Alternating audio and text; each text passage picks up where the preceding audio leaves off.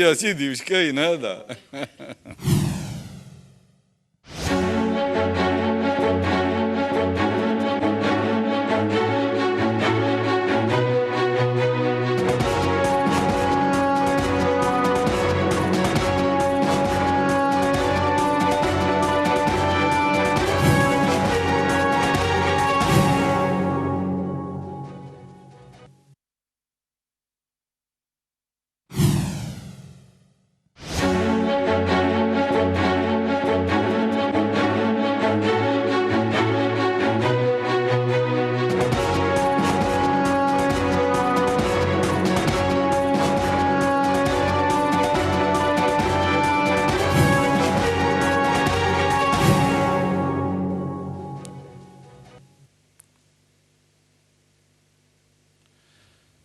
Salam alaikum Mazoul, bonsoir.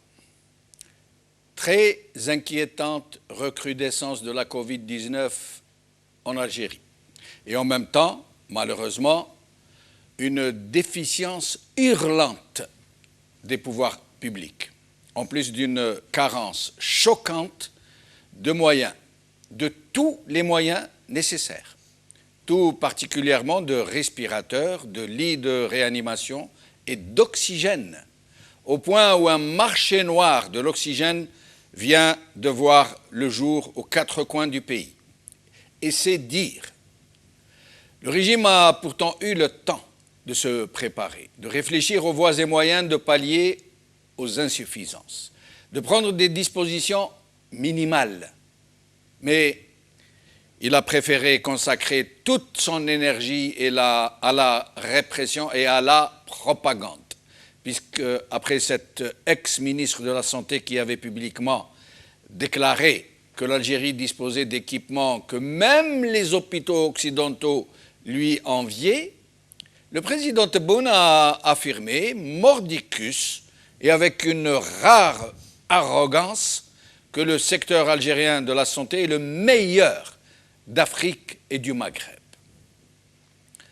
Oui, plutôt que de profiter du répit que la pandémie avait laissé au pays, pour se préparer à une sérieuse prise en charge, le régime se frottait les mains pour cette aubaine qu'a été pour lui la pandémie, puisqu'elle avait provoqué une pause du Hirak, et c'est tout ce qu'il demandait.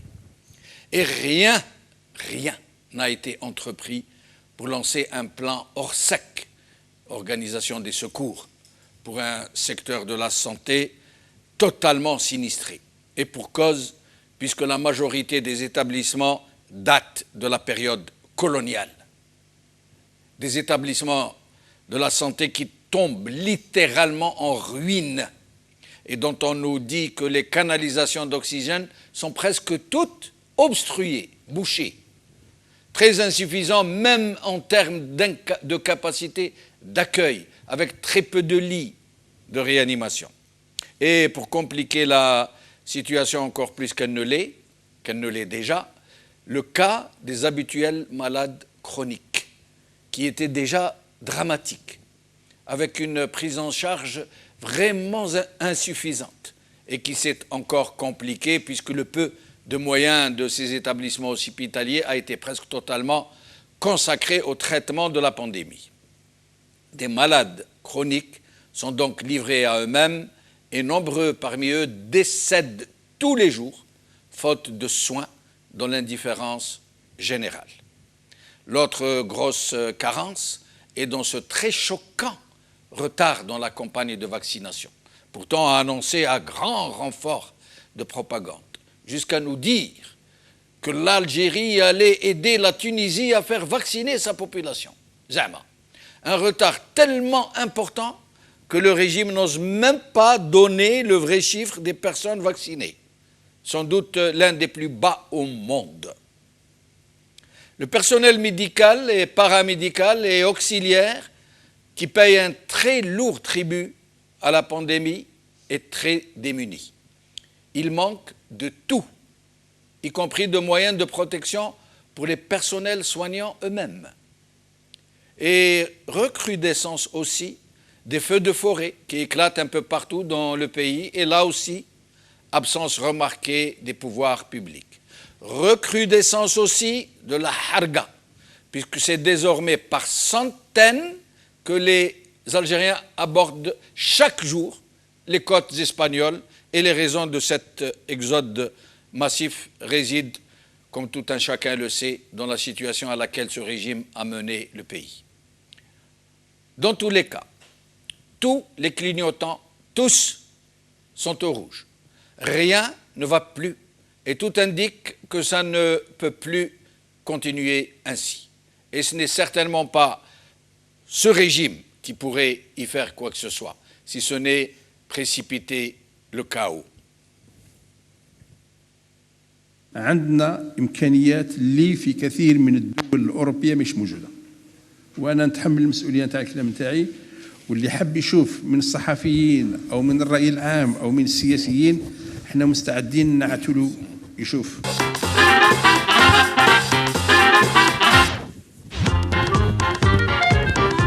عندنا تجهيزات اللي راهي موجودة في الجزائر وما هيش موجودة في أوروبا.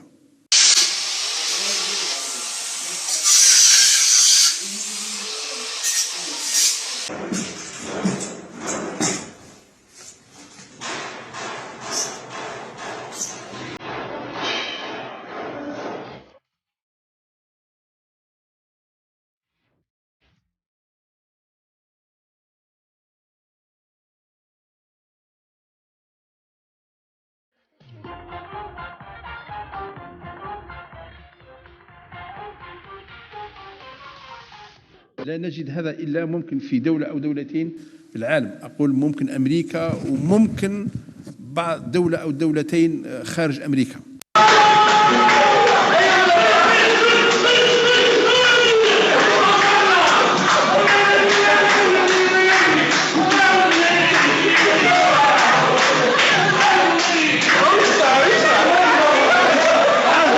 لا قدر الله علينا احنا ما عرفناش ايبولا وما عرفناش، ولكن دول اخرى عرفت ايبولا وعرفت كورونا وعرفت كذا وعرفت كذا، لان فيه لا بريفونسيون، فيه لاجونس هذه.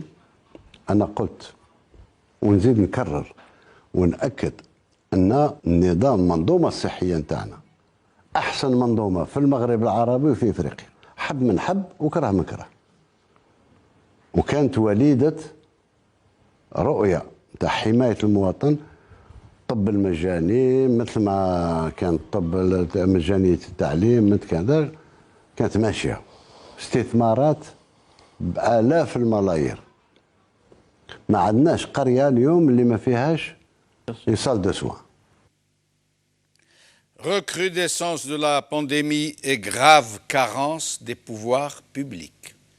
C'est le titre de notre émission d'aujourd'hui. Et pour en parler, j'ai le plaisir d'avoir ici avec moi le docteur Nora Bekkouche, médecin et activiste. Nora Bekkouche, merci d'être avec nous. Merci à vous, Jamel Din. Merci pour votre invitation et bonsoir à tous les téléspectateurs. Merci. Docteur Houssine Aït Mohand, médecin. Docteur Houssine Aït Mohand, qui a l'habitude de nous accompagner de temps en temps. Merci d'être là. Et c'est toujours avec plaisir de vous revoir, Monsieur Jamel. Merci beaucoup. Et le plaisir aussi de rencontrer pour la première fois Nora. De la rencontrer la première fois sur le plateau. Sur le plateau. Oui. Et j'espère que ce n'est pas la dernière fois. Ah ben, j'espère aussi. Alors, depuis Alger, nous allons avoir Maître Nabil Esmaïl, avocate militante du FFS, qui nous a demandé de la passer en dernier parce qu'elle est en train de se préparer. Et Smaïl Almas, économiste. Nous allons commencer d'ailleurs par lui. Smaïl Almas, merci d'être avec nous. Marhaba, c'est Jamal. Bonsoir tout le monde et bonsoir à vos invités. Et nous sommes ravis de vous voir en bonne santé, puisque nous avons appris que vous aviez eu la Covid, que vous avez traversé des moments un peu difficiles. Alhamdoulilah al-salama, marhaba bik. Merci beaucoup, Yatek Saha. Merci. Merci à toutes les personnes qui ont demandé après moi et qui étaient très sensibles à la période très difficile que je traversais. Merci beaucoup. Alors, qu'est-ce que ça fait d'avoir eu la Covid. Moi, je dis le Covid, excusez-moi, j'arrive pas à dire la Covid. Qu'est-ce que ça fait d'avoir le Covid en Algérie? Comment ça s'est passé? Est-ce que vous pourriez nous en parler un peu? Écoutez, vous savez, c'est une maladie qui a touché ébranlé toute la planète. Hein. Personne ne s'attendait à subir, à traverser ce genre de disons, de pandémie. Tout le monde était pris de court et on ne s'attendait pas. Les puissances mondiales n'avaient pas les moyens, enfin, ne s'attendaient pas à ce genre de phénomène. Eh ben, en Algérie, bien sûr, connaissant la situation, le secteur sanitaire et tout, on s'attendait à pire. Et honnêtement, moi, je m'attendais à pire. Et il se trouve que nous n'avons pas subi ce que d'autres pays ont subi, vu la jeunesse de la population Tana. Et je crois qu'à un certain moment, il y avait une certaine discipline, surtout quand il y avait le confinement total et tout. Mais il y a eu un relâchement et on connaît maintenant la situation. Nous traversons une période très, très délicate, très, très difficile. Il y a beaucoup de morts, beaucoup de malades. Les chiffres donnés ne sont pas vrais. Je connais un bout parce que moi-même, j'ai subi de la maladie. Mais là aussi, ces derniers temps, nous avons des amis. D'ailleurs, il y a un ami qui vient d'être hospitalisé à Parnay, à l'hôpital Parnay, dans des conditions lamentables.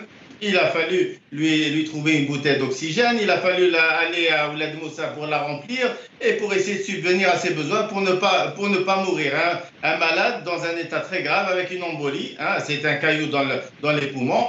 Il a été laissé abandonné à Agdag pendant presque une journée avant de trouver un lit dans le service, je crois, pédiatrique ou là. Et alors que normalement, il devrait être dans un service cardio. Ce qui fait que les gens, pardon de vous interrompre, les gens qui n'ont pas d'amis, qui n'ont pas de moyens, donc ils sont condamnés à mourir, quoi. Ah oui, c'est clair. D'ailleurs, c'était pas évident de lui trouver une place, surtout que tous nos amis médecins, professeurs, etc. ont éteint leur téléphone parce qu'ils peuvent plus répondre à toutes les sollicitations, vu l'ampleur du phénomène, ce qui fait que pour trouver une place dans un hôpital, il faut aller là-bas et attendre un lit. C'est vraiment catastrophique. On comprend bien sûr nos amis médecins et le Jamaat paramédical et tout le personnel de la santé est débordé, il est fatigué, il manque de moyens, il y a une mauvaise organisation au niveau des hôpitaux. Et je vous informe, hier, j'ai lu sur les réseaux qu'il y avait une quinzaine de morts au niveau uniquement de l'hôpital de Sétif. Je ne sais pas si c'est vrai ou pas, mais en tous les cas, tout le monde parle de cette situation où il y a 15 morts, faute d'oxygène. Mais justement, Smaïl Almas, pourquoi ce régime est-il en train de falsifier les chiffres? Normalement, il devrait faire le contraire. Ou à la limite, ne donner que les vrais chiffres, au moins que ça incite les gens à prendre plus de précautions, à faire attention. Or, lui est en train de revoir à la baisse, mais d'une façon... les chiffres qui nous parviennent, comme vous dites, parlent de 15 morts dans une seule ville. Or, le chiffre national est de 14 morts. Mais pourquoi est-ce que le régime est-il dans ce mensonge et dans cette fuite en avant? C'est avec ce genre de chiffres, justement, que le premier responsable du pays parle d'un système sanitaire, l'un des meilleurs dans la région. C'est avec des chiffres erronés, des statistiques dans d'autres secteurs qui ont permis à l'ancien chef de l'État de dire que l'Algérie est prête à organiser deux Coupes du Monde. Et c'est avec ce genre de chiffres qu'on banalise, qu'on montre que l'Algérie maîtrise la situation. Partout dans le monde, aux États-Unis, les pays européens, où on parle de milliers de contaminations quotidiennes, on parle de centaines de morts, etc.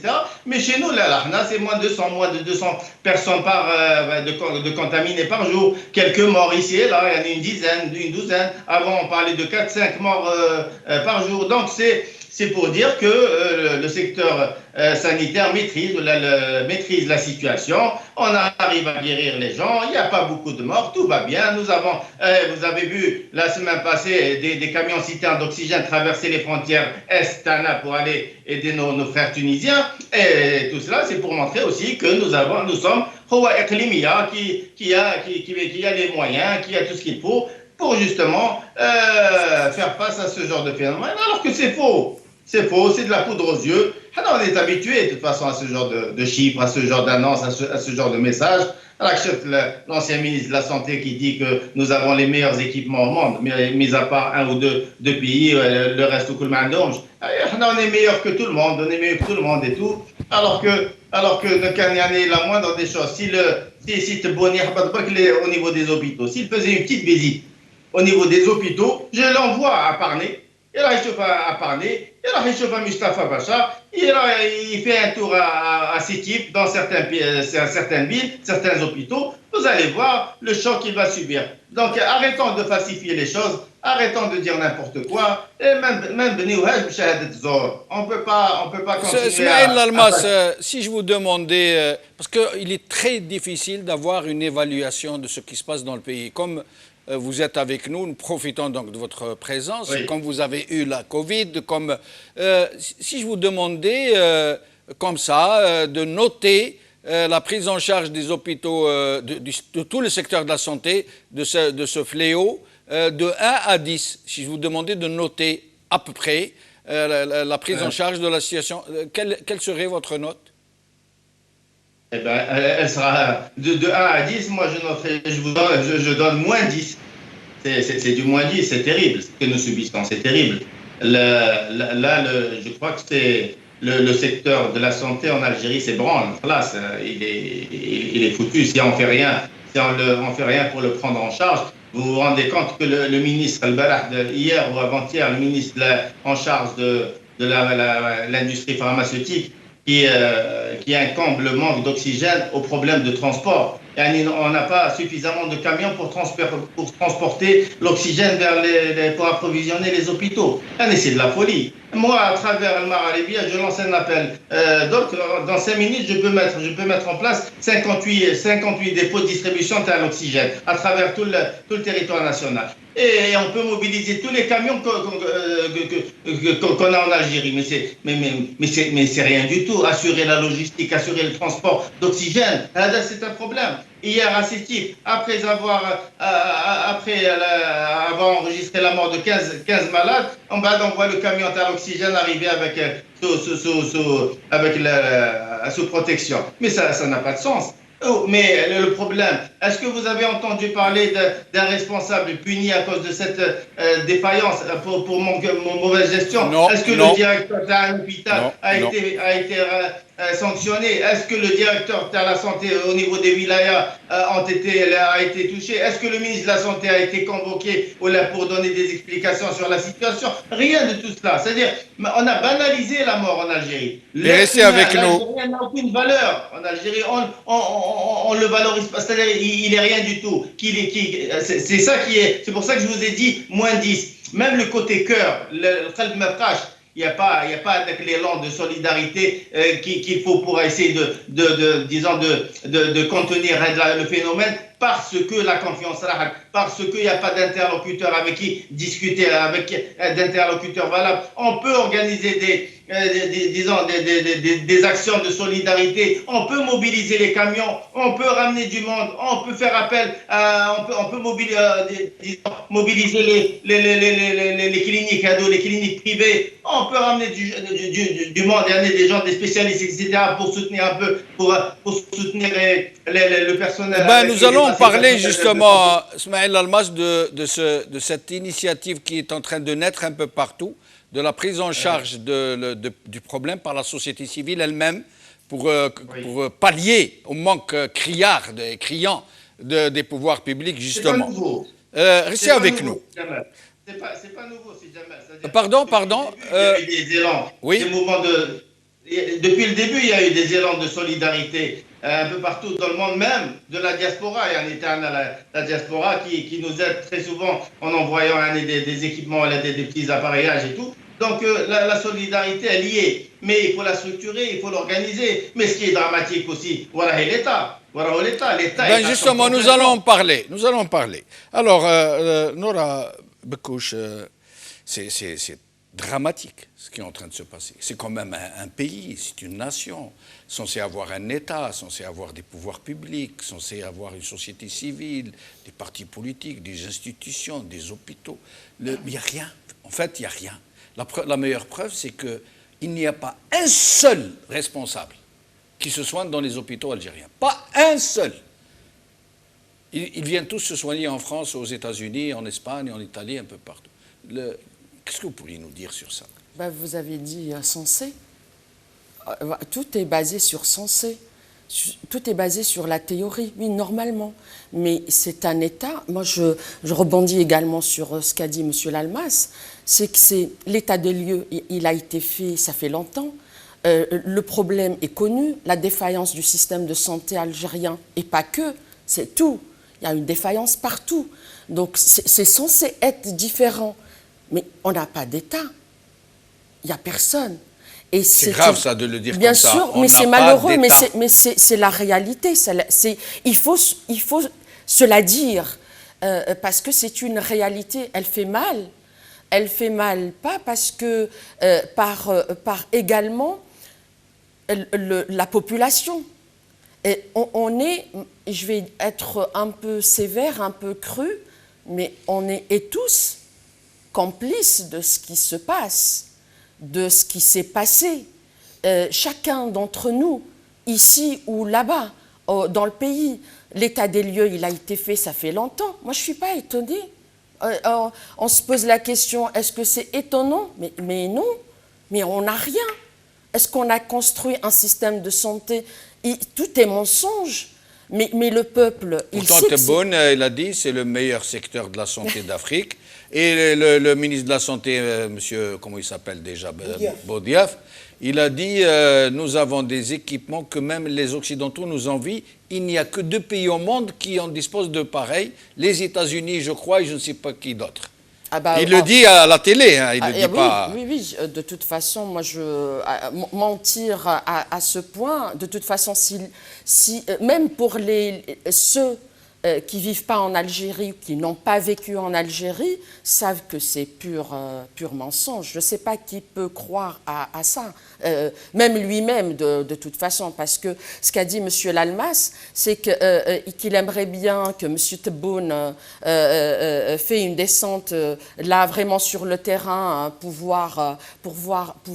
voir l'état des hôpitaux, mais je pense qu'ils savent très bien l'État, parce que c'est voulu.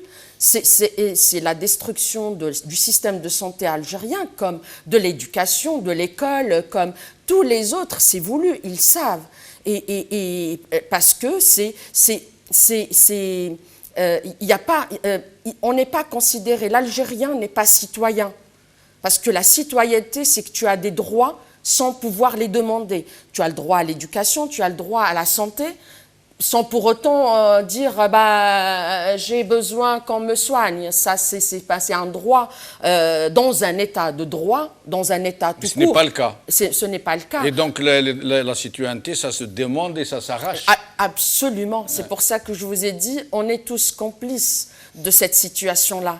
Parce que être passif, c'est tu laisses à la personne, aux pseudo-dirigeants, ceux qui ont les clés, le pouvoir, de faire ce qu'ils veulent. S'il n'y a pas en face un peuple qui dit qu'on est là, ce peuple, on existe et on est là, et c'est notre terre, on a nos droits, ils vont pas vous les donner. Hein. Ce régime se vantait d'avoir réussi ce que les Européens n'avaient pas pu.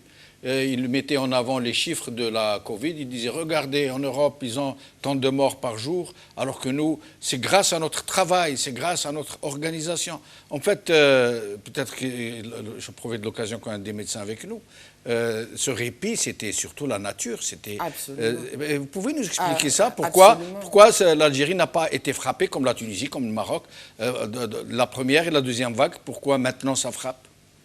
Ça, c'est une question peut-être qui reste sans réponse évidente, mais concernant les chiffres, est-ce qu'une fois en Algérie, quel que soit le problème ou quelle que soit la situation, on a eu on a un chiffre réellement exact.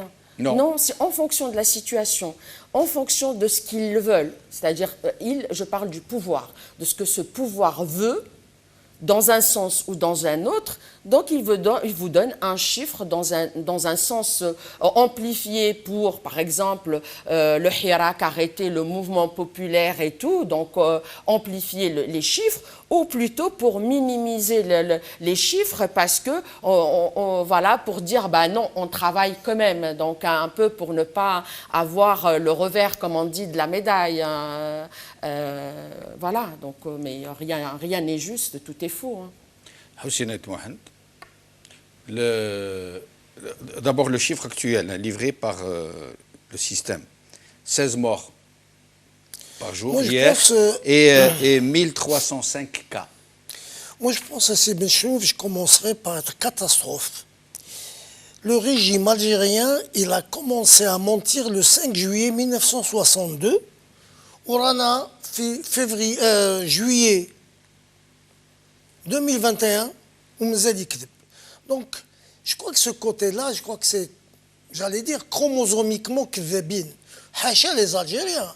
Mais dès qu'on a maintenant un grade dans l'administration algérienne, qui est maslat, avant de commencer, pour commencer la prière, en algérien, dès que tu veux avoir une promotion, il faut monter les degrés de al-kivb. Et c'est devenu une pandémie qui dure chez nous depuis 1962. Donc, rien ne peut se construire sur le mensonge.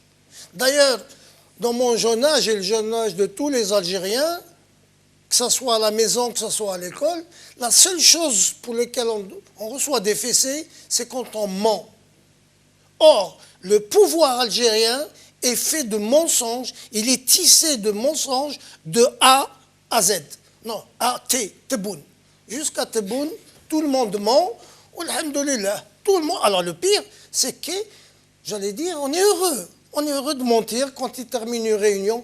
Un gars comme le ministre de la Boudiaf, quand il dit, nous sommes le pays, on a des trucs en Algérie qui n'existent nulle part ailleurs, il a même cité, peut-être le Malika et peut-être. Moi, je lui donne raison. Parce que Derboka dans un bloc opératoire, ça n'existe nulle part. Donc, il a un peu raison sur ça. Un peu plus sérieux maintenant, moi, je vais revenir à ce que dit notre ami Lalmas, qui est de la classe comme son oncle fait le football. Il parle très bien, il est honnête, et je pense qu'à un moment donné, il a fait fureur parce qu'il avait des idées économistes qu'il est très pertinent pour l'Algérie. Et moi-même, je ne le connaissais pas et je l'ai aimé énormément. Donc, qui croire d'autre en Algérie que lui, qui a eu le Covid? Même un médecin ne peut pas décrire exactement comme a vécu un malade. En arabe, voilà quelqu'un qui nous a tout raconté. Et la maladie, et le truc, et les insuffisances. Mais pour revenir aux insuffisances en Algérie, elles sont criantes depuis des années, des années. Il n'y en a pas une maison en Algérie qui n'a pas une histoire qu'il a eue avec son fils ou avec sa femme à l'accouchement ou en cardiologie. Ou une femme qui a même dit qu'on m'a changé un enfant de la maternité. Alto, il y a laissé aller depuis longtemps, il n'y a pas de matériel. Ou le Kevin toujours au pouvoir. Donc l'Algérie vit le calvaire depuis très longtemps. Nous vivons le calvaire. Comment font les malades chroniques qui déjà étaient très mal soignés, très mal suivis, avec le Covid là, qui capitalise tous les moyens Alors, comme vous dites, c'est que je pense que les problèmes en Algérie sont depuis des dizaines et des dizaines d'années, partout dans tous les services d'Algérie, sauf la différence avec maintenant, c'est que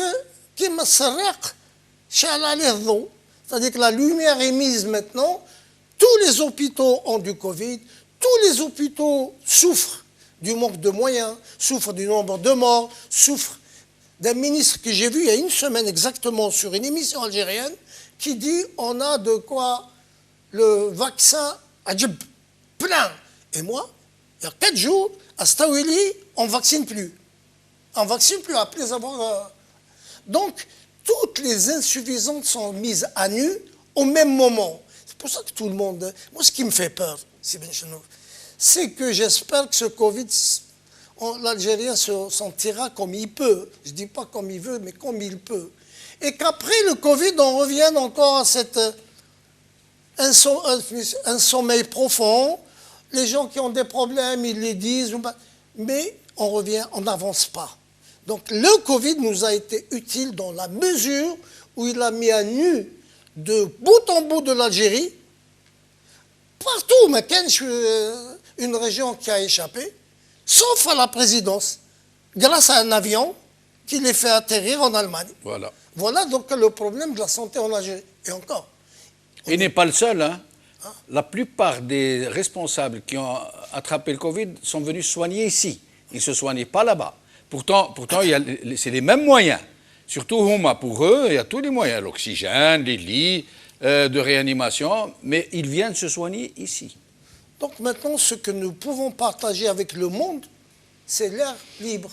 Parce que même l'oxygène, on ne le partage pas, puisqu'il y a partout dans le monde l'oxygène, sauf en Algérie. Mais vous vous rendez compte, il y a eu 160 000 infectés depuis le début en Algérie par le Covid. 4042 morts. Et 4000 et quelques morts, bien sûr les morts. Alors là, mais c'est qu'ils disent des chiffres, comme vous l'avez dit, des chiffres qui sont très loin de la réalité. Dans quel but? Mais pourquoi vous continuez à mentir aux gens? Nous ne sommes pas des imbéciles. On voit, comme vous dites, tout le monde dans les patelins en Algérie, il n'y a que 10 morts là-bas, tel hôpital 20 morts. Regardez, nous allons regarder une photo d'un cimetière où maintenant ils préparent les tombes à l'avance. Regardez cette photo. Regardez. Et voilà. Les tombes à l'avance. Vous voyez, la mairie, maintenant, elle creuse des tombes. Comme ça, il n'y aura pas de... Vous imaginez un peu? Et nous allons, avant de recevoir Nabila Smaïl, nous allons regarder quelqu'un qui nous parle de ce marché noir qui est né de l'oxygène. Nous allons l'écouter.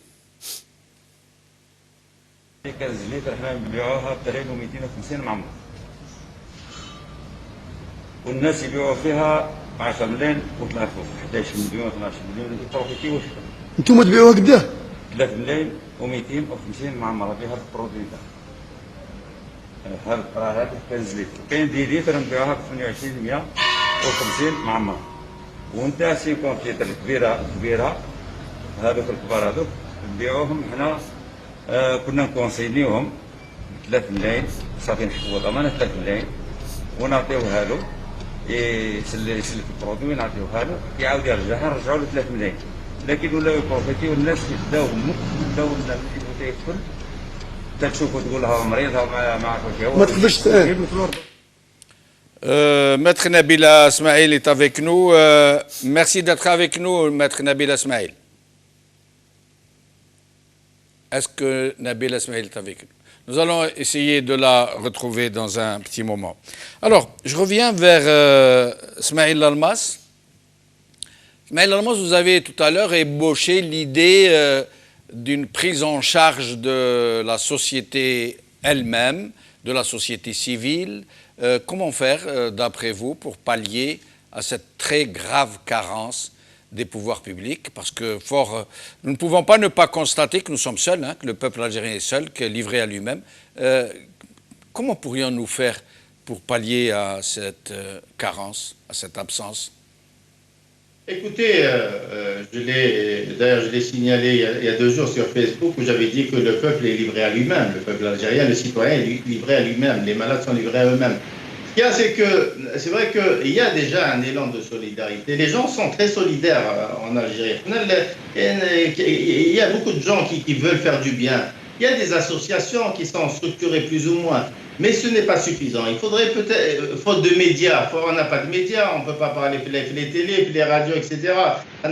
Vous connaissez la situation. Donc, on ne peut pas vraiment s'organiser de façon correcte pour répondre vraiment aux besoins de la situation. Ce qui fait qu'il faudrait plus d'efforts. Je ne peux pas vous répondre comme ça, je ne peux pas schématiser de quelle manière, mais en tous les cas, les réseaux sociaux sont en train de faire leur travail. Il y a beaucoup d'annonces sur les réseaux. on donne de la visibilité un peu depuis Facebook, etc., à certaines associations qui disposent de bouteilles d'oxygène et d'équipements pour l'oxygène, les appareils d'oxygène, etc. Donc là, il y a déjà un travail qui se fait en termes de communication. Vu maintenant l'ampleur de la catastrophe, il faudrait encore plus de moyens et plus de mobilisation dans les citoyens pour justement faire face à cette situation. Mais justement, Smaïl Almas, le défi est majeur. Ce n'est pas une question de petits réseaux sociaux, un peu solidarité agissante entre quartiers. C'est énorme. Le défi est... Comment on fait, et l'État n'est pas là. Il n'y a pas de pouvoir public, quasiment. Même nos hôpitaux qui sont trop vétustes, qui ne répondent pas aux normes ou qui ne répondent plus, il faut réellement un plan hors sec, une organisation de secours. Jamal, il faut revenir un peu en amont. C'est-à-dire, là, on parle des gens qui sont déjà pris les hôpitaux. Il faudrait déjà faire un travail auprès des gens qui sont malades actuellement, qui ne sont pas encore arrivés au niveau des hôpitaux. Voilà, je dis cela. Parce que, vous savez, très souvent, on parle de stratégie sanitaire en Algérie, etc., stratégie, ma stratégie, et il n'y a aucune stratégie. Je vais vous donner mon cas, par exemple. Quand vous tombez malade, vous devez faire le PCR. Je vais parler en termes de moyens financiers. Et vous connaissez la situation de la majorité des citoyens, n'ont pas beaucoup de moyens. Donc, vous allez faire le PCR. Le PCR, il est à 8500 ou à 9000 dinars. Vous devez faire votre bilan sanguin, il est à 6000 dinars. Vous devez acheter les médicaments, le Lovenoxel, il est à plus de 1400 dinars. Vous devez avoir parfois l'appareil pour l'oxygène, parce qu'il n'y a pas de place pour les hôpitaux sur l'allocation interhospitalière. Et tout ça, c'est pas gratuit. Et comment ils font les gens qui n'ont pas les moyens de pouvoir y faire face? Je vais aller plus loin, c'est Jamel. Je vais aller plus loin. La maladie, elle touche pas une personne. Quand elle rentre dans un foyer, dans une maison, c'est toute la famille qui est emportée. Moi j'avais ma mère, ma femme, ma soeur, les Djelanaïm. Heureusement, c'était léger pour les autres. Mais imaginez le nombre de tests de PCR que vous devez faire. C'est 4 ou 5 par famille. Les radios, c'est 4 ou 5 scanners. C'est pas pris en charge par... ce n'est pas pris en charge par la... Il n'y a aucune prise en charge. Quelle est la prise en charge? Si vous avez les moyens, vous avez les moyens d'acheter les médicaments, payer les médecins, etc. Sinon, c'est pour ça que je dis, déjà à ce niveau, la solidarité doit se mettre en place, pour éviter que les cas s'aggravent. Parce que celui qui ne se prend pas en charge correctement, on va donner là, il va se retrouver pour les hôpitaux. S'il a une place, et je vais vous dire, il n'y a pas de place. Moi, avec toutes les relations que j'ai pas pu placer mon ami. Un ami, un proche, il a 53 ans avec une embolie, j'ai pas pu. Heureusement, ça boule le barrage, une place fait parler. Mais cache, il n'y a plus de place. Et donc, restez avec nous, Smaïl Almas. Restez avec nous. Nabila Smaïl, maître Nabila Smaïl, merci d'être avec nous. Merci à vous de m'avoir invité et mes respects à vos invités et à notre cher ami, M. Smaïl Almas, que je suis content de voir revenir parmi nous. Merci. Nous en parlions tout à l'heure au téléphone et c'est vous qui m'aviez appris qu'il avait attrapé la petite bête. Et vous vendez la mèche. Vous êtes censé garder vos sources et les préserver. Exact. Alors, Nabila Smaïl, la situation est gravissime. Et maintenant, Smaïl Almas est en train de nous dire des choses atroces. Que c'est le PCR 9000 dinars, le bilan sanguin 6000 dinars, etc. Que ce n'est pas pris en charge par l'État. Et que les gens qui n'ont pas d'argent, mais sinon, avec cette flambée, ce rebond de la pandémie, vous êtes en Algérie, donc vous savez de quoi il en est question. Qu'est-ce que vous pourriez nous dire, votre avis sur cette question ?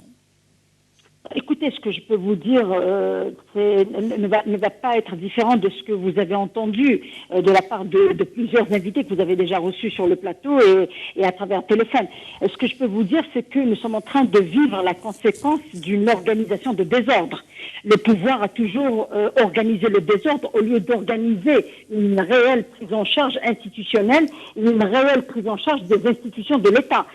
Nous sommes en train de vivre les conséquences de la gestion de Bouteflika, qui a dépensé tout l'argent de toute la manne pétrolière et tout l'argent qu'a connu l'Algérie, qui est rentré dans les caisses publiques. Il les a dépensés dans les vitrines, il les a dépensés dans le m'as-tu vu. À quoi sert la grande mosquée d'Alger? Moi, je veux le dire, et j'assume ce que je dis. À quoi sert la grande mosquée d'Alger quand vous avez des professeurs qui viennent sur le plateau des radios locales, des radios nationales, pour vous dire que le manque d'oxygène est causé par le fait que la tuyauterie n'a jamais été entretenue.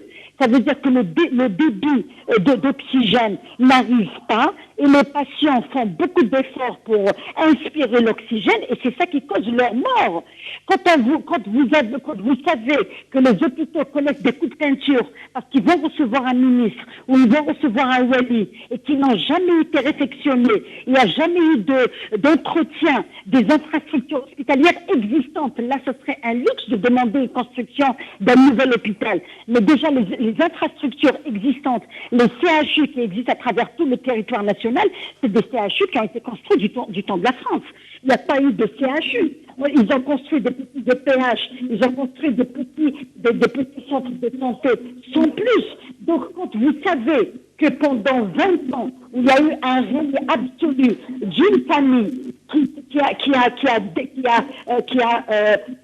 dépossédé, qui a complètement déstructuré l'État algérien, nous sommes en train de payer ça. Maintenant, en plus, quand vous êtes obligé de les écouter, ou bien quand vous faites l'effort surhumain de les écouter, ils vous balancent des chiffres mensongers, ils vous donnent des informations complètement mensongères. Et moi, je vais vous dire pourquoi. Parce qu'ils ne peuvent pas assumer le nombre de morts qui est la conséquence directe de la mauvaise gestion.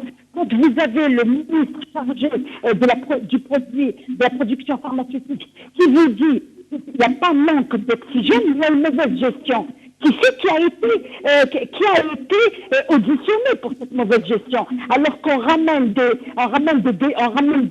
simples citoyens qui réclament leurs droits les plus absolus, qui sont des activistes du Hirak, on les met en prison, des condamne à 2 ans, 3 ans, et la mauvaise gestion avérée et avouée par un responsable de ce gouvernement illégitime, un responsable de ce gouvernement vous dit qu'il n'y a pas de manque, qu'il y a une mauvaise gestion. Bon, une mauvaise gestion, qu'est-ce que vous attendez?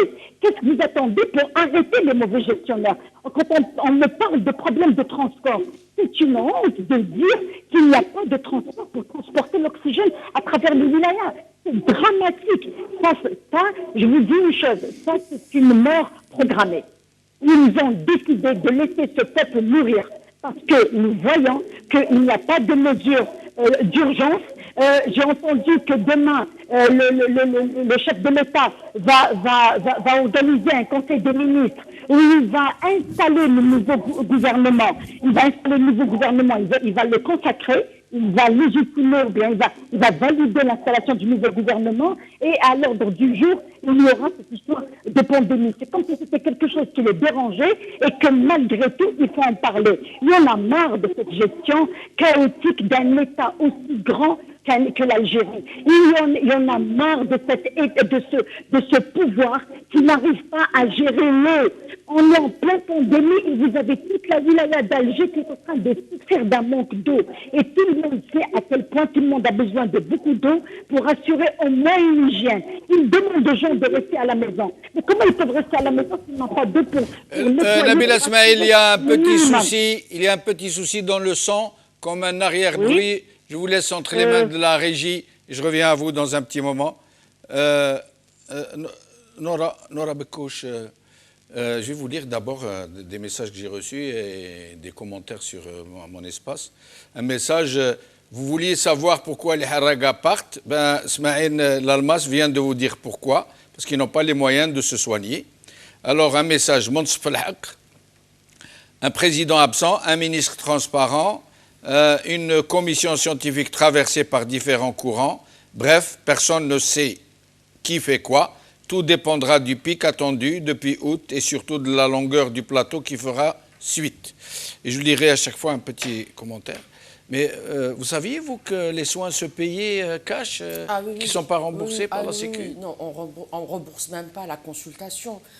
le remboursement de la consultation même chez un médecin privé, elle est sur la base du remboursement qu'il y a longtemps. Avec la consultation, 100 dinars ou là, donc tu as à peine, je ne sais pas, quelques dinars, alors que les consultations, même le prix de la consultation a flambé. Effectivement, ce qu'a soulevé M. Lalmas est une réalité. C'est-à-dire que pour se soigner en Algérie, au moins, là, il faut avoir vraiment beaucoup de moyens. Parce que rien... Mais c'est fou, ça. Ah, non. PCR à 9000 dinars, c'est le tiers du SMIC. Alors, déjà, c'est le tiers. Ouais, et même si tu fais un test antigénique, ça coûte pareil. Là, le bilan sanguin, comme ça, mais après, il faut un suivi. Quand vous êtes même sous traitement, on sait que c'est une pathologie qui est thrombogène, donc il faut aussi un suivi des taux de plaquettes. Enfin voilà, donc ça c'est vraiment le minimum. Il a le scanner, parce que même le diagnostic aussi sur la base d'un scanner 10 000 dinars, c'est entre 10 000 et 15 000 dinars. La moitié du SMIC. Oui, et tout ça n'est pas remboursé. Hein. Et comment ils font les gens qui n'ont pas les moyens? C'est pour ça que les gens, ils ont pas, ceux qui ont les moyens, ils peuvent à la limite voilà, se permettre, rien que pour... Là, c'est pour poser le diagnostic. Hein. Oui. Voilà, c'est pas pour soigner. Voilà, pour un peu voir l'état, mais c'est pas pour se soigner. Mais les gens soit qu'il y a une solidarité de famille et tout, soit que c'est pour ça que les gens... Je me permets de vous interrompre. Nous allons faire des tours de micro un peu rapides pour essayer de toucher plusieurs questions. Vous étiez au courant de cette absence de prise en charge? Moi, j'en souffre. Moi, je pensais que c'était la... Ça fait des années, hein. Ça fait des années, les scanners et les IRM, n'en parlons pas. Déjà, donc, moi, je retiens une chose de votre reportage tout à l'heure, le monsieur qui a montré que l'oxygène en trafic au-dessus. Marché noir. Et c'est maintenant, il faut être millionnaire pour respirer de l'oxygène quand on est 3 malade. millions une bouteille. Voilà. Et c'est passé à 10. C'est pas la grande bouteille, hein, c'est la petite. Hein. Voilà. Et Moi, ça passe jusqu'à 10 millions. Je vais vous dire une chose. Pour l'Algérie, c'est l'état pas d'urgence actuellement. C'est l'état d'extrême urgence. Parce que d'ici toute la nuit, si on continue à faire le décompte, la misère des Algériens quotidienne, et qui commence le matin jusqu'à l'extinction des feux, quand les feux existent, quand le courant existe, parce que... Quand le logement existe. Quand le logement existe, quand un peu d'argent pour se soigner existe, quand un peu d'argent pour habiller ses enfants, quand il y a de l'argent pour donner à manger, quand les forêts ne brûlent pas, quand il y a de l'emploi. Alors, le problème, M. Tebboune, c'est que tout ce qu'on dit là, c'est... Merci pour M. Tebboune. Tebboune, j'ai dit Tebboune. Vous m'avez dit le problème, M. Tebboune. Excusez-moi pour ce... Considère ça comme un outrage. C'est même blasphématoire. Astaghfirullah. Bon, ce que je voulais dire, c'est qu'on rana raïhin. Parce que maintenant, on parle du Covid, demain, on va parler d'autre chose, obligatoirement. Eh oui. Et du coup, il faut que demain, il va se réunir pour installer le gouvernement. Moi, je donne un conseil à la présidence, ne rien installer. Dawara et Rehab, partout. C'est comme vous mettez de l'eau dans une pochette d'eau, une tarte de partout. Il faut un gouvernement de salut national, d'urgence, enfin, je ne vais pas m'énerver parce que ça ne va pas résoudre les problèmes. Ce qu'il faut, c'est que tout ça, on s'y attendait quand même.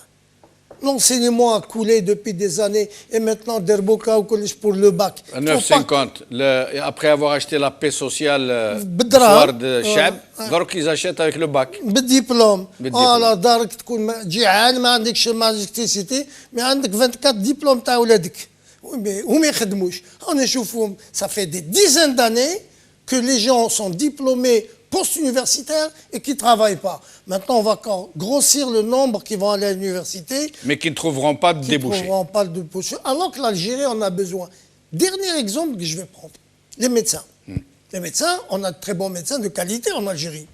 Je prends l'exemple du Covid pour être un peu d'actualité.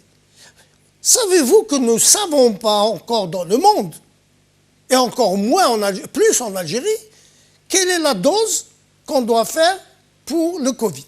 On parle de 1, on parle de 2, Une, pour ceux qui ont déjà le Covid, la maladie. 2, pour les autres qui n'ont pas fait. 3, paraît-il, si ce n'est pas une envie du patron d'un labo. C'est le médecin infectiologue qui parle. Hein. Voilà. Non, mais on ne le sait pas. Mais l'Algérie, qu'est-ce qu'on fait pendant ce temps?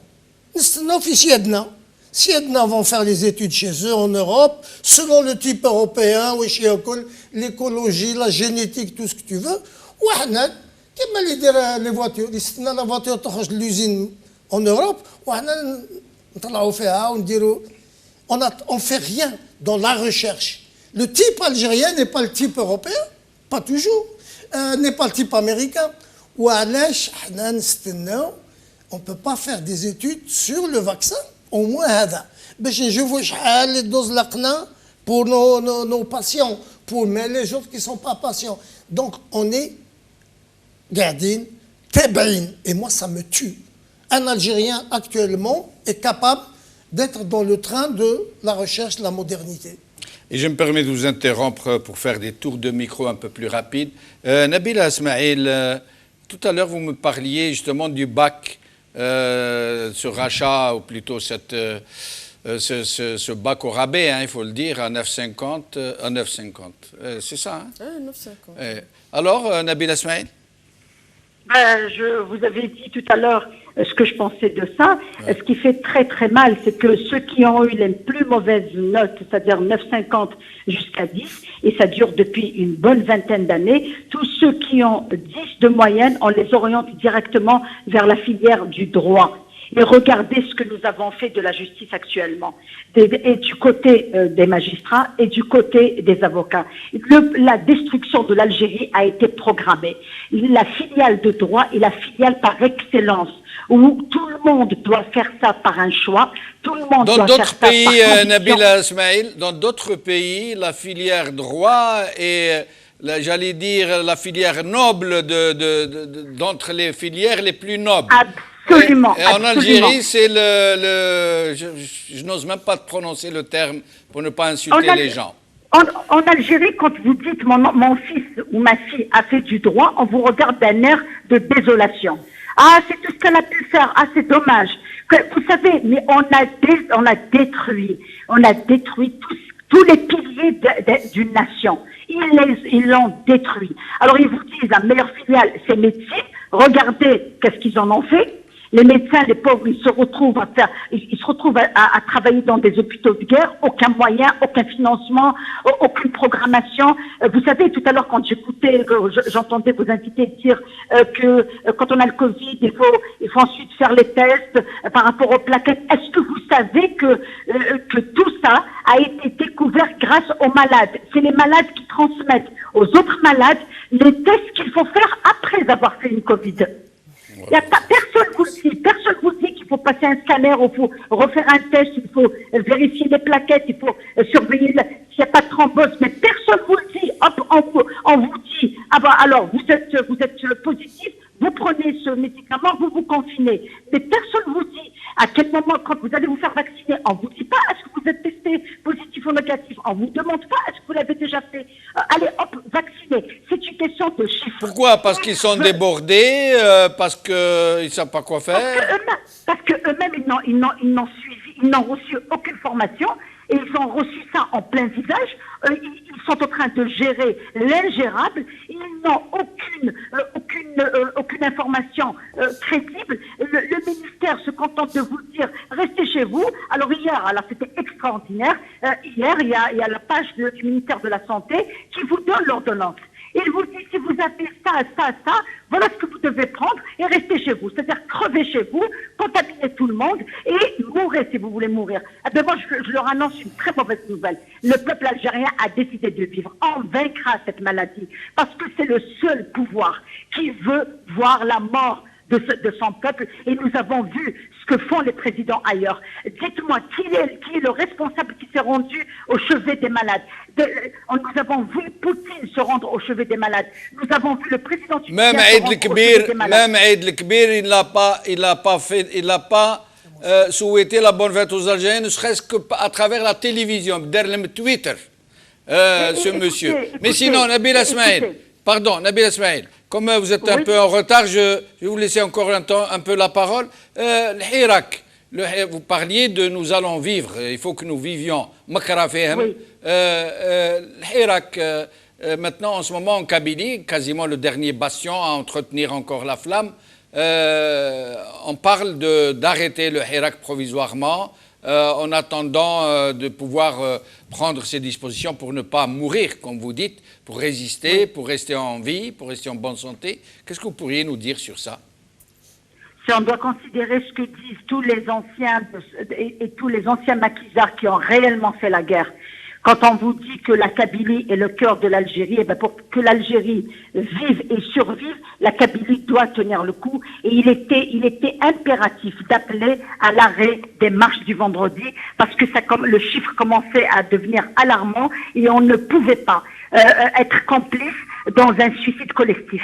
Il est hors de question de donner à ce pouvoir ce qu'il veut, c'est-à-dire l'anéantissement de cette région. Nous avons pris nos responsabilités en tant que collectif d'avocats. Nous avons lancé un appel à la suspension des marches et nous avons appelé à engager une réflexion collective pour trouver un moyen de maintenir la flamme de la révolution, parce que la révolution est un processus, ce n'est pas occasionnel.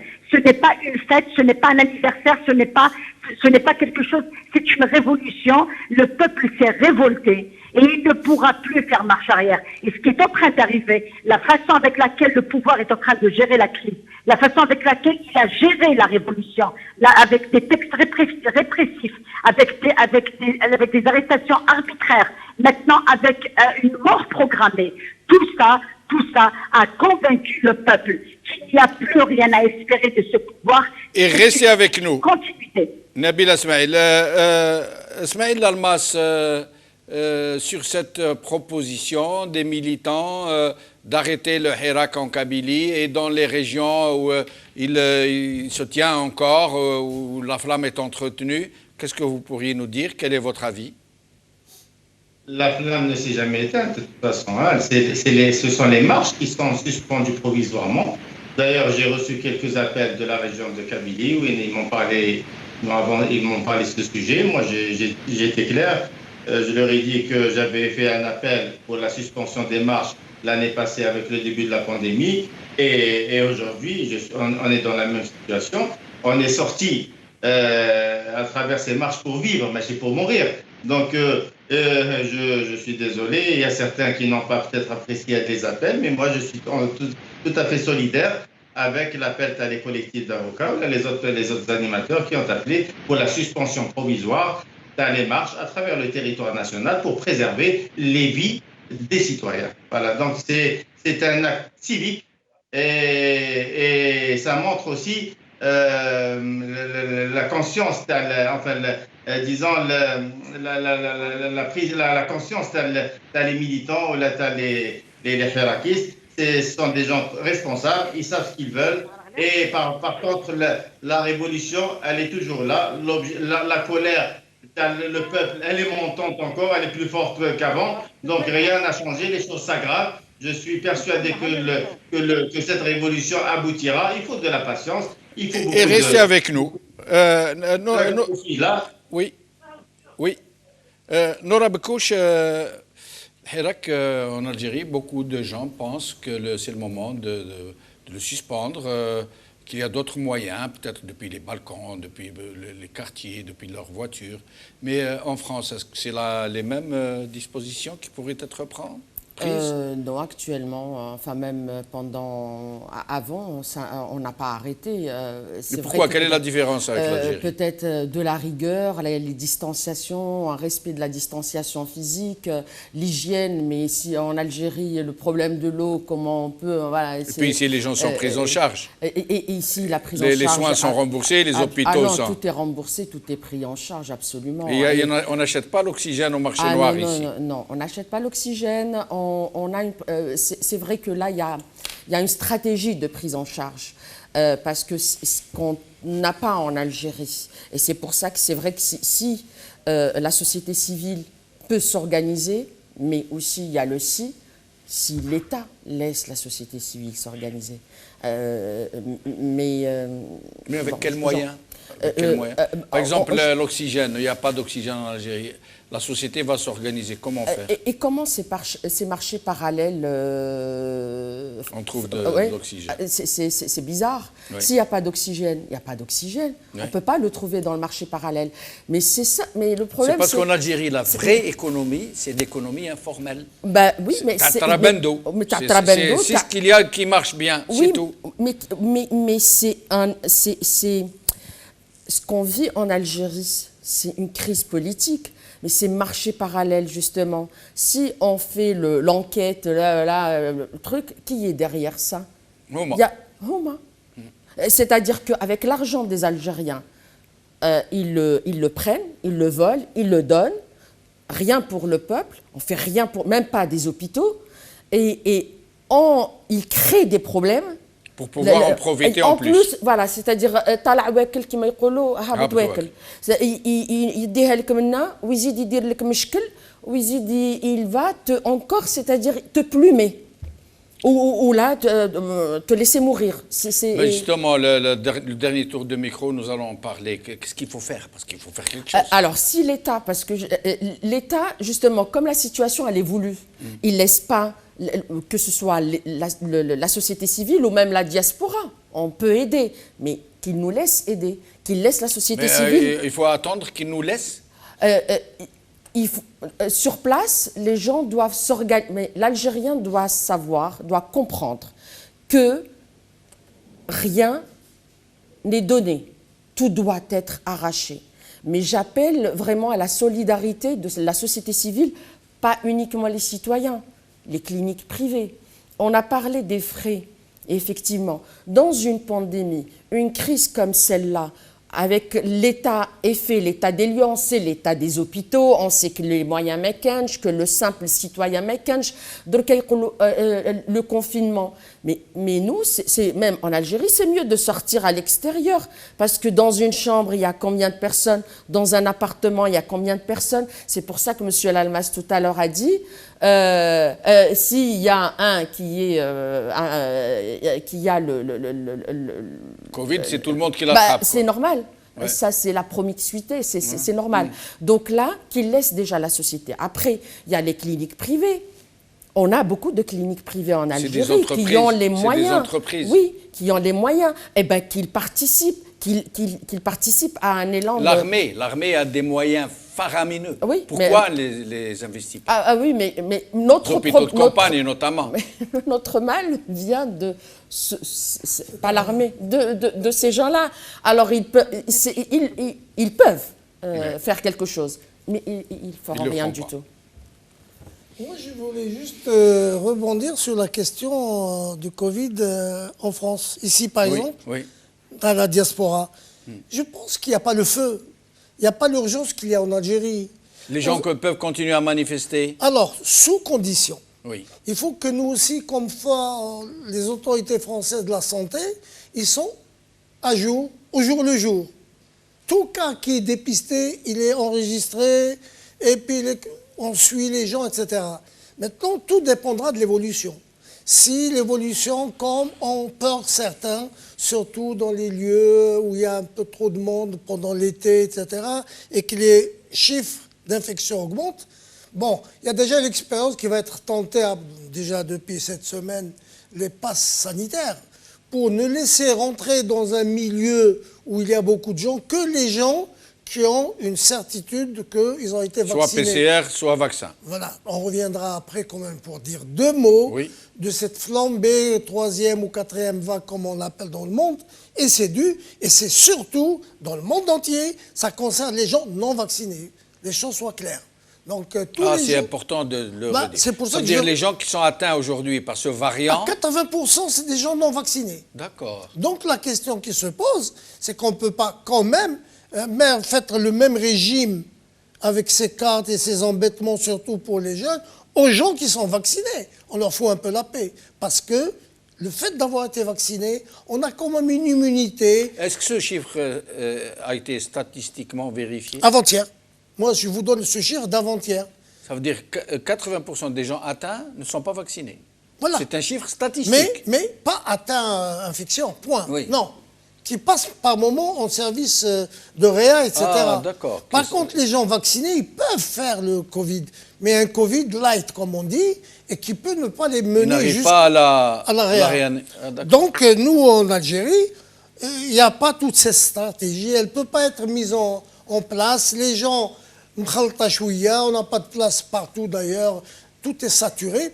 Mais en France, ici, tant qu'on n'a pas vraiment... Ils sont à combien de vaccinés en France, en nombre?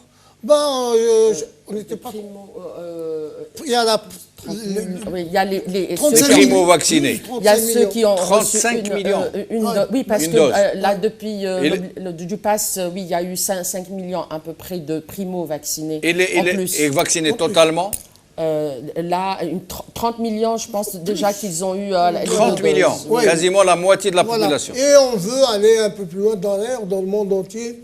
Disons, dès qu'on met le pied dans les 70%, on est hyper satisfait. Mais on espère encore plus que 70% pour pouvoir avoir vraiment la main mise sur le virus. Donc ici, tant qu'on n'a pas les clignotants tous au rouge, non. Mais ça ne veut pas dire qu'on va dormir sur les deux oreilles. Moi, si on me sollicite, je participerai à toute commission qui puisse voir si vraiment on peut... Parce que la place de la République où tout le monde se retrouve, ça peut être comme l'entrée d'un stade.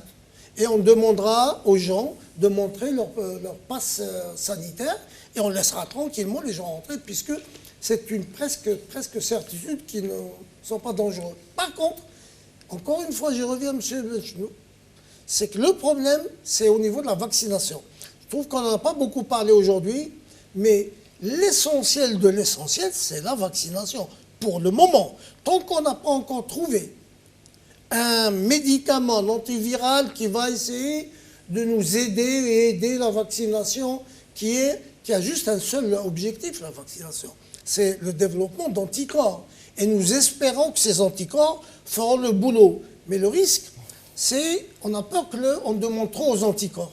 Peut-être demain, on va se dire, on a perdu beaucoup de temps, les anticorps ne peuvent pas faire l'affaire, et peut-être que ça chemine vers une vaccination annuelle comme la grippe. Donc, en attendant que ce médicament miracle arrive, il faut au moins se suffire et être content de ce qui existe. Nous voyons que les gens atteints, c'est surtout les gens non vaccinés. Donc, tous les gens qui manifestent, moi je pense que les gens qui manifestent cérébralement, au nom de la liberté de son corps, liberté, etc. Et puis, il faut dire aussi, ils ont une politique un peu floue, les laboratoires. Ils ne sont pas très expressifs. Ils ont induit le doute chez les gens et c'est logique. Moi, je pense que sur le vaccin, il y a beaucoup de choses à dire. Oui, je ne suis pas d'accord. Nora n'est pas d'accord pour le vaccin. Avec plein de choses. Mais ça pourrait être l'objet d'une émission. Parce que c'est une question de vie ou de mort. Oui, oui, on pourra en parler dans une autre émission. Absolument. Alors, dernier tour de micro, mes chers amis. 3 minutes chacun, à peu près. Nabil Asmaïl. Moi, j'aimerais bien que vous puissiez nous parler des perspectives. Qu'est-ce qu'il faut faire maintenant, en l'absence d'un État digne de ce nom, un peuple qui livrait à lui-même, qui est en danger. D'après vous, Nabil Asmaïl, qu'est-ce qu'il faut que nous fassions? Je pense que d'abord, il faudra qu'on prenne conscience de la gravité de la situation. Quand on a peur, on réagit. Donc, je pense qu'il faudra reprendre le même modèle d'organisation qui a sauvé une bonne partie de la Kabylie en 2020. Il y a eu des confinements qui ont été décidés par des comités de village. Il y a eu le retour, maintenant que tout le monde a vu la gravité de la situation, il y a le retour à la distanciation, au port du masque. Tout le monde a repris son masque parce que il faudra qu'on soit conscient du fait que nous n'avons pas d'infrastructures sanitaires qui puissent répondre à un nombre aussi important de malades. Nous, avec des histoires d'oxygène, de pénurie d'oxygène, c'est la catastrophe. C'est vraiment la catastrophe. Donc, nous avons commencé à relancer et à retisser les liens qu'il y avait entre beaucoup beaucoup d'amis, beaucoup d'organisations, beaucoup d'associations pour essayer de nouveau de reprendre le fonctionnement de solidarité qu'il y a eu l'an dernier. L'an dernier, quand il y a eu le confinement total, c'était les associations, quelques activistes du Hirak qui ont vraiment sauvé des familles et sauvé en partie la région. Maintenant, moi je lance un appel parce que si on a décidé d'arrêter les marches pour encombrer les plages, ça veut dire qu'on n'a rien fait. Parce qu'il y a quand même un engouement, les plages débordent. Donc je ne sais pas ce qu'ils attendent pour ordonner la fermeture des plages. Je viens d'apprendre qu'à Alger, ça a été fait. Mais ici à Tizi Ouzou, dans la ville de Tizi Ouzou, les plages bondent de monde. Et ça, c'est aussi, ça peut constituer un grand danger pour la population. Il y a lieu de reprendre la solidarité. Et ce qui me tient à cœur, et ce qui me désole, c'est qu'il ne faut pas oublier que des personnes, de nobles personnes, sont poursuivies parce qu'elles ont fait le relais de solidarité. Il ne faut pas oublier que le Hadi Mtsoul est en prison, que le professeur Abdelmour Mhenna et 5 enseignants à l'université sont poursuivis pour délit de solidarité. Pour délit de solidarité qu'ils ont maquillé en délit d'organisation de trucs terroristes et tout ce qui s'en suit.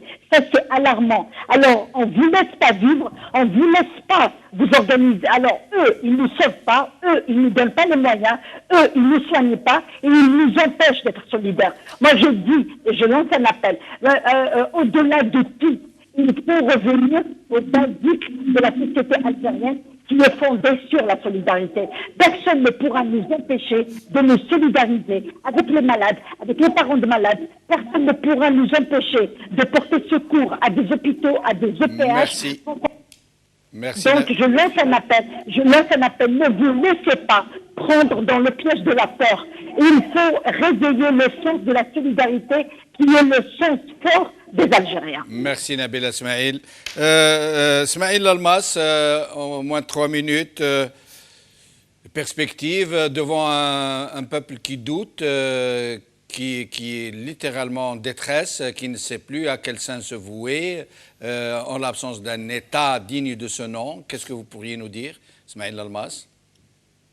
Vous savez, pour le moment, nous avons un virus qu'il faut combattre. Nous avons un phénomène très sérieux. Il est en train de causer beaucoup de dégâts au niveau des familles, au niveau de notre pays. Donc là, il faudrait vraiment mettre des dispositifs sérieux pour essayer de combattre le virus SIDA. Bien sûr, à défaut d'un État présent pour justement accompagner ce peuple à supporter cette situation et à protéger les citoyens, il faudrait essayer d'apprendre, essayer de compter sur soi-même en s'organisant et bien sûr en lançant des mouvements ou un élan de solidarité qui pourrait éventuellement faire face à ce phénomène qui tue au quotidien. Donc vous savez, vous allez me dire qu'il n'y a pas que la Covid dans ce pays. Hein. Le problème de la santé, il est là. On pourrait parler de l'eau aussi. On va parler dans quelques semaines du problème d'électricité qui va revenir dans quelques jours avec les délestages, etc. On peut parler de l'éducation, de tous les secteurs. De toute façon, on voit qu'il y a un problème à tous les niveaux. Qu'est-ce que vous voulez que je vous dise? Il faudrait qu'on soit solidaire, il faudrait qu'on apprenne à compter sur soi-même. Et vu que là, concrètement, on n'a plus d'État, on n'a pas vu un seul responsable sur le terrain, on n'a pas vu de réaction sérieuse, on n'a pas vu de mesures qui pourraient éventuellement limiter les dégâts. Maintenant, la nouvelle mode, c'est de tout mettre sur le citoyen. C'est les citoyens qui ne sont pas vigilants, qui ne prennent pas leur... C'est vrai, il y a le problème, mais de l'autre côté, en parallèle, il n'y a aucune mesure sérieuse. Il n'y a pas de confinement partiel ni total. Les places sont ouvertes, qui marquent Nabila Smaïl. Il y a les cafés, les espaces commerciaux. Il n'y a aucune mesure. Donc, quand on voit cela, on se dit, tiens, finalement, il n'y a pas grand danger. On peut se permettre. Et ce qui fait qu'avec le relâchement qu'il y a eu il y a quelques temps, nous causons actuellement beaucoup de dégâts. Merci. Et bien sûr, Je salue tout le personnel de santé qui fournit beaucoup d'efforts. On comprend la détresse des hommes, mais aussi j'appelle tous les citoyens d'être vigilants. Et je profite de l'occasion pour lancer un appel aussi pour parler des détenus d'Al-Hirak et d'opinion. Merci Si Jamel, merci aux médecins, aux médecins qui sont présents sur le plateau. Merci à Nabila Smaïl et à la prochaine, Inch'Allah. À la prochaine, Inch'Allah, et merci beaucoup à vous. Nora Bekouche. Que dire de plus il faut, si l'État, on peut faire beaucoup de choses vu la situation. D'abord, je commence par l'Algérien, lambda. Donc là, il faut de la rigueur, port de masque. Confinement, ça dépend. Oui, confinement, si les gens ne sont pas malades, parce qu'il faut dire qu'il y en a qui n'ont pas de logement, il y en a qui vivent nombreux dans un seul appartement ou dans une pièce. Après, c'est les hôpitaux, il ne faut pas compter là-dessus. D'ailleurs, quand on est malade, ah non, je ne rentre pas à l'hôpital parce que même trop allergique, pas parce qu'on n'a pas de médecin, parce qu'on n'a pas de moyens. Mais les cliniques privées peuvent faire beaucoup de choses. Donc une coordination, déjà, mettre une stratégie de prise en charge. C'est-à-dire qu'on ne peut pas hospitaliser tout, mettre dans un lit, dans une clinique privée par exemple, un malade. Mais donc là, il faut faire un tri. Ceux qui peuvent le faire, qui ont même les moyens d'avoir une hospitalisation à domicile, avec les moyens nécessaires, ceux qui il faut les hospitaliser dans une structure comme une clinique privée. Après, donc là le tri, vraiment de malades.